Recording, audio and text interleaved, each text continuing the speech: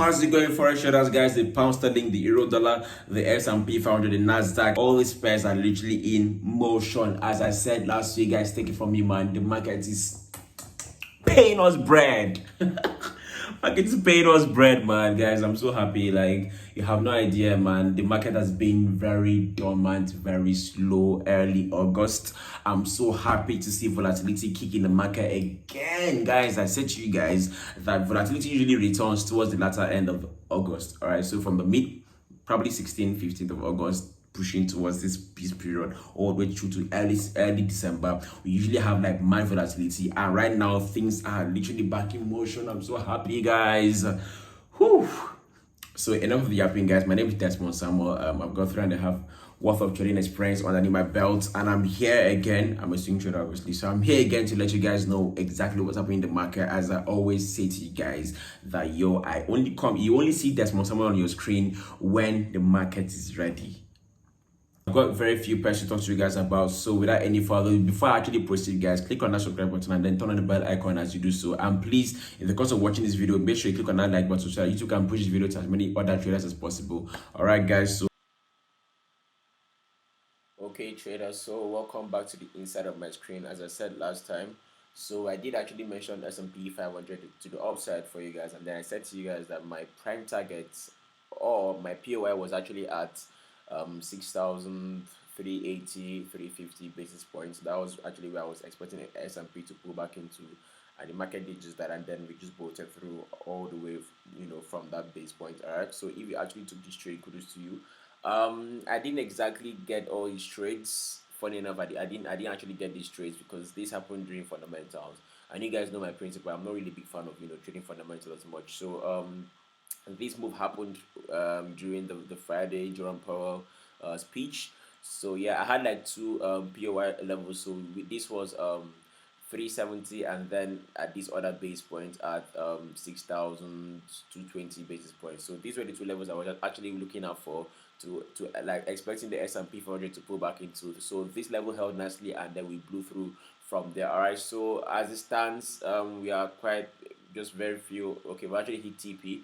So but my actual target still remains 6,700 basis points. All right, so now if you actually miss this opportunity from last week, by the way, if you doubt me, you can actually go back and check my previous video. I called out this trade for you guys. Yeah, so if you actually miss this opportunity, it's very simple. What you need to do is, again, you see the market has actually created a different kind of demand level. So I'm giving you guys premium game here now. So this was the first touch, second touch. So in the events, in the S&P 500 quest to go from 6,380 basis points all the way to 6,700 basis points, the market will always pull back again. That is one thing you need to understand. All right, so what we have here is the first pullback. This is the second pullback. So the market will most likely rally from here and then give you that top pullback. So if you miss this first one and this second one, do not worry yourself. I actually missed the second one as well because it lined up perfectly with the fundamental analysis, and I'm not a big fan of fundamentals. Yeah, so now what simply is going to happen for S&P is quite easy. Yeah, we need to see the market rally, allow it go ahead and let it pull back, or the market needs to pull back from here, whichever case. Yeah, the S&P 500 needs to pull back into 6,340 basis point where it actually rallied from. Then we can now lock in some trades, but I do not really expect this guy to pull back from here. I would actually not be surprised if we see this guy break above the 6,500 basis points and then pull back here. So giving us that top pullback. Remember, guys, I always say to you guys, the market has three kinds of pullbacks to give you. The first one is the one that actually creates the demand level, but it does see. Then the third one is actually deeper pullback. So it's gonna look something like a Fibonacci play. Yeah, so you might most likely rally from, let's say, from here all the way to maybe this point, and then give you that third pullback. All right, so that's just that about that. So the S&P, long story short, is TP has been hit for the S&P. First TP hit for S&P 500, and then second TP is right at 6,700 basis points, which is actually my prime target for the S&P, moving forward. And you guys know me by now. If I'm actually long on S&P, I'm actually long on Nasdaq as well, and then US 30. So if you're the chap that trades US 30 and Nasdaq, this is your own cue. All right. So once the S&P, one of the ways to actually understand and trade the rest of the indices is that you must actually mirror what the S&P is doing. All right. So if the S&P is bearish, best believe the Nasdaq and the US 30 might most certainly follow suit. So that's exactly what you need to understand with trading the S&P. So long story short, let's see from daily time frame. Let's see how things look. Yeah, so that was the demand level I actually called out, and the market is actually en route. So what you should be expecting is very simple. Yeah, allow the market move a bit and then give it that top pullback. So that top pullback will be here. I'll be here to let you guys know when the market's actually ready, as I did last time, as I did over the last weekend. So this is another opportunity for you guys to actually subscribe to the channel and then turn on the bell icon as you do so, so that whenever I come and drop these videos, you'll be among the very first few to see and then capitalize on these moves. All right. So S&P 500, long story short, we are en route to 6,700 basis points. However, you need to understand that the market doesn't move in a linear format. Expect to see a pullback on this pair. All right. So now that's that for the S&P 500. So let's talk about the Nasdaq real quick. Okay, Nasdaq also had a very similar setup again, something that looked like this. So Nasdaq is actually en route to TP. All right, so Nasdaq is the one that hasn't hit TP yet, but this was what the setup actually looked like. All right, so it was a very simple demand level play, as I always say to you guys. All right, but for Nasdaq, moving into the next week now. So I will not be surprised to see Nasdaq pulling deeper, all right, to my 22,600 basis point level. Like so, I feel like this reaction was purely based off of the fundamentals, right? Because the Jerome Powell came and then gave a speech on Friday, which was this last Friday. So that kind of like spiked the market a bit. But long story short, I will not be surprised to see the Nasdaq, rotate deeper into 22,600 basis points, or we actually blow through here. So, or I will only be executing Nasdaq buys on only two conditions. Yeah, the first one is if we actually see the market rotate back down to 22,600 basis points, or we actually blow through 23,000 basis points. All right, my prime target remains at 30k, 30,000 basis points for the Nasdaq. All right, I believe that we'll get there maybe mid next year, maybe mid or maybe ending of next year. But I'm quite confident that somewhere along the line we'll actually rally into 30,000 or 27,000 basis points for the Nasdaq. Similar thing. So the US 30 zone, I think it was for the 47,000 basis points. Yeah. So again, Fibonacci play. You guys know me. Like I love to have my fib play.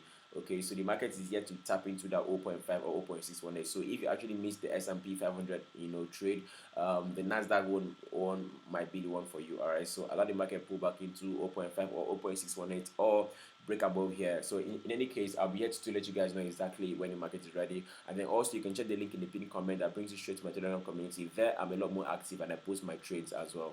All right, so now let's move into the euro and then the pound sterling. So the euro and the pound sterling pretty much, played out as I said. Although the euro did not really pull back into my POI, it just came a few more bit shy of that level and then just blew through. So long story short, our TPC remains at 1.18296. Okay, again, this is the trade I did not get a chance to take because I was actually waiting for the market to pull in deeper. All right, to this 1.15452 region, somewhere around there. Like so, as you can see, I had my alert set, but that didn't happen. All right, so we move now. The next level that I actually want you guys to pay attention to, as the euro dollar looks to actually rally from here to here, is this base here. All right, so now whilst the market was actually moving to the upside or pulling back, the market actually came into this level and then created some form of a base here. So what I would actually be expecting you guys to do is wait around this level like so, because this is an impulsive move, and whenever the market gives you an impulsive move, it tends to correct at least half of that entire length.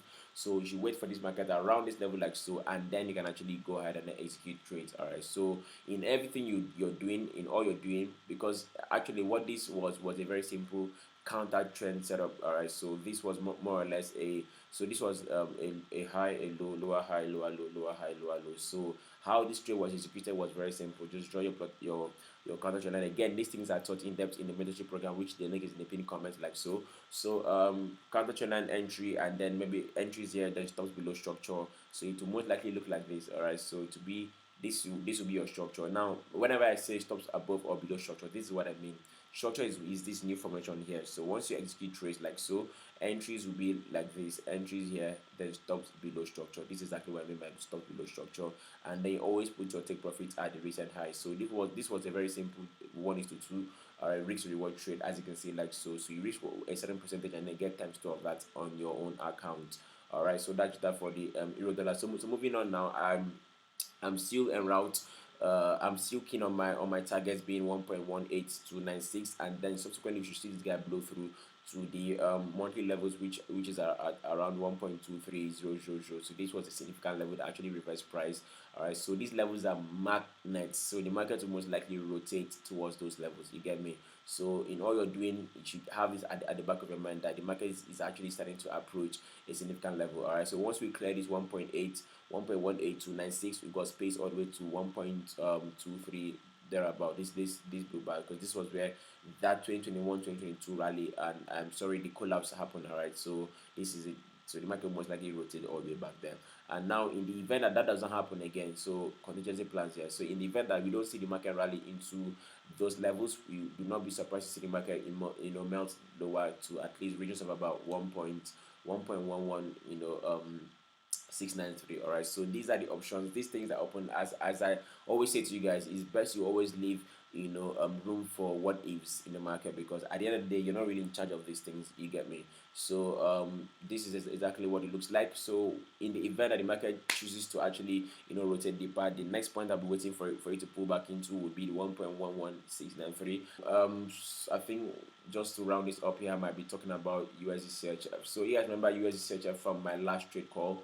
I've been talking to you guys about this guy, shorting this guy to the downside, and so it looks like everything seems to be back on track now for the USD CHF shorts. Remember, guys, it was a very simple play right from the beginning of the year. We've been shorting USD CHF, and this looks like the market is back in that mood to give us some more bread.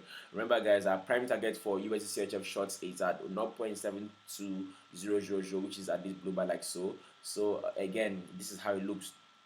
We had a very solid supply level somewhere around here like so, and the market simply broke above there. Similar thing that happened on the similar thing that happened on crude oil. Yeah, when the market breaks above a level and it fails to sustain above there, this typically turns to a fake out. All of these things here turns to a fake out. Now if you're in a trade and you experience something similar, just box this guy nicely. All right, if he starts to move sideways, just box it up nicely in whichever direction that the market breaks out into is where the market will most likely continue into. This is another tip for you guys. All right, so now that the market actually decided to break back down this level like so, what you simply need to do is very simple. Again, once market gives you any impulsive move, it has to pull back to at least half of that impulsive move. So where this puts us at is right around 0.80530. So the market needs to pull back something like so. It needs to give us something like so, and then drop nicely. So this is exactly how it looks for me with USD CHF shorts. All right, so what that means is that once I scale down to my 4-hour time frame, I've got decent roughly let me see how this will look. So I got roughly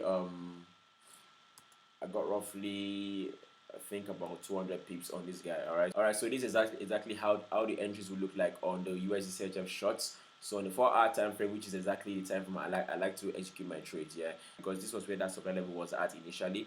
So the market needs to pull back in there, and then once I see a decent bounce off of there, it will be a very simple trade set up like so. So it most likely be a 1:3 or 1:2.8, roughly 1:3 risk reward, because I can actually scale down to the 1-hour time frame and then further refine my entries and then make sure that I have the best possible return on investment as I execute these trades. You get me? So that's just that about that. I believe I've covered every single pair.